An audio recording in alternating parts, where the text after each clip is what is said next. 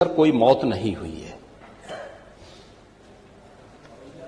एक दूसरा, इस मामले में एनडीपीएस के अंतर्गत कार्रवाई होगी। ये उत्तर प्रदेश सरकार इस मामले को कोर्ट में जीती है, उत्तर प्रदेश ने इस मामले को लड़ा है। तीसरा, उत्तर प्रदेश में इसका जो सबसे बड़ा होलसेलर, जो बड़े होलसेलर हैं, जिसको सबसे पहले एसटीएफ ने पकड़ा था 2016 में, उसको लाइसेंस समाजवादी पार्टी ने जारी किया था। जो फोटो रिलीज हो रही हैं, देश के अंदर दो नमूने हैं, एक दिल्ली में और एक लखनऊ में बैठते हैं। जब देश में कोई चर्चा होती है तो तुरंत वह देश छोड़ करके भाग जाते हैं,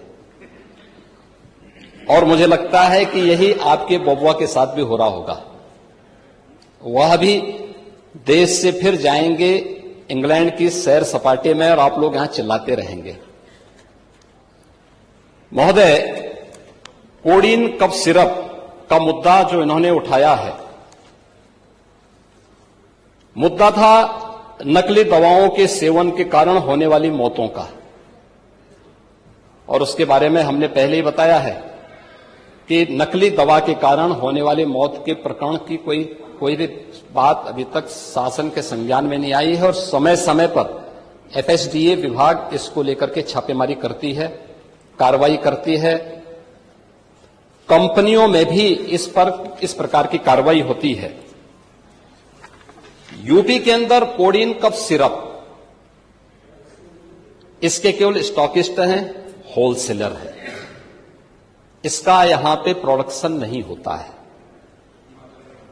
ये मध्य प्रदेश में, हिमाचल में और अन्य राज्यों में होता है। और जो मौत के प्रकरण सामने आए हैं, वे मौत के प्रकरण अन्य राज्यों में आए हैं। जिन राज्यों में आए हैं, वह जो भी प्रकरण सामने आए हैं, यह तमिलनाडु में बने हुए एक सिरप के कारण सामने आई है। ये पूरा प्रकरण इलीगल, यानी इसमें एडिटेशन का भी नहीं है, यह इलीगल डाइवर्जन का है। इस डाइवर्जन के माध्यम से इन होलसेलर ने, जिसमें सहारनपुर का भी है, गाजियाबाद का भी है, वाराणसी का भी है, लखनऊ का भी है और कानपुर का भी है, इन लोगों ने इसको उन देशों में पहुंचाया है, उन राज्यों में पहुंचाया है जहां मद्य निषेध है, लेकिन वहां पे नशे के आदी लोगों को इसको लेने की एक आदत सी है, तो वहां पर उसका दुरुपयोग किया गया है। जबकि बिना चिकित्सीय परामर्श के इसका सेवन नहीं हो सकता, खासतौर पर बच्चों के लिए।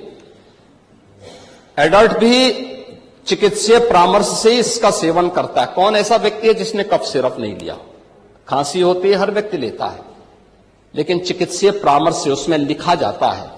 क्योंकि पढ़ाई लिखाई से आप लोगों का कोई वास्ता है नहीं, इसलिए आप लोग हमेशा इस प्रकार की बातें करते हैं। ये कार्रवाई सरकार ने की है, और सरकार ने इसके लिए 79 अभियोग अब तक दर्ज किए हैं। इसमें 225 अभियुक्तों को इसमें नामजद किया है। 78 अभियुक्त अब तक गिरफ्तार हुए हैं। 134 फर्म पर एक छापेमारी की कार्रवाई हुई है, और इसमें अब तक जिन क्षेत्रों में ये आई हुई, अलग अलग राज्यों से जुड़े हुए यह सभी केंद्र हैं। और मुझे लगता है अगर आप इसकी गहराई में जाएंगे तो घूम फिर करके वही मामला है कि वो कहीं ना कहीं कोई ना कोई समाजवादी पार्टी से जुड़ा हुआ नेता या उनसे जुड़ा हुआ कोई ना कोई व्यक्ति उसकी चपेट में आता है। और इलीगल ट्रांजैक्शन भी जो हुआ है, वह भी आपकी लोहिया बहाने के एक पदाधिकारी के अकाउंट के माध्यम से हुआ है। एसटीएफ इसकी जांच कर रही है। इस पूरे मामले में हाईकोर्ट से उस पूरे मामले को एनडीपीएस के अंतर्गत इस मामले में मुकदमा चलना चाहिए।